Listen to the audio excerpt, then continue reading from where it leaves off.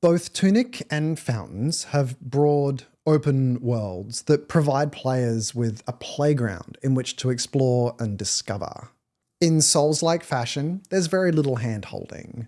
Players are expected to venture forth and just kind of figure it out. Counter to many Souls-likes, however, both integrate almost Metroidvania-esque tools to support players unlocking that open world in a guided way. A great example is the grapple, which is found in Fountains, after one of the early bosses. Up to this point, the player can see areas where, it appears, they're probably supposed to be able to go, but they can't get there yet. Once they get access to the grapple, they now have a tool which allows them to further explore the game world. This tool-based unlocking of the world feels great because the player feels like they're solving a problem. Psychologically, every time they see a location, that builds a frustration within.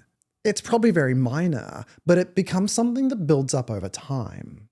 Eventually, when players do unlock the tool, that frustration turns into practically a literal dopamine hit that allows them to go back and solve all those puzzles that used to be causing them frustration. Both players and developers benefit from this sort of structure as well, as the world that you create can be explored again and again by the player. It just inherently leads to a lot of replayability. Though it might be kind of counterintuitive to some level design philosophy, Tunic makes clever use of its isometric camera to hide things from the player. They actually create paths that are intentionally hidden from the player by other objects which block the camera.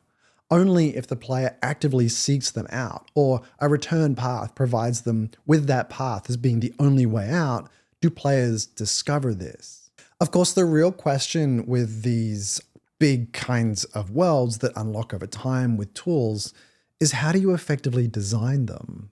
I'd probably suggest starting either with a rough layout of the world or the tools themselves, depending on how you're designing your character movement. Once you have those, you can use them to determine the other side of the problem. The great thing about using tools like this to unlock the world is that it's a good way to build trust with players. Early on, provide them with a movement puzzle they can't solve, then very quickly provide them with the tool as the solution and a loop back to the puzzle.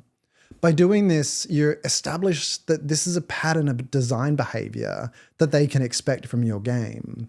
This makes the game just feel less intimidating.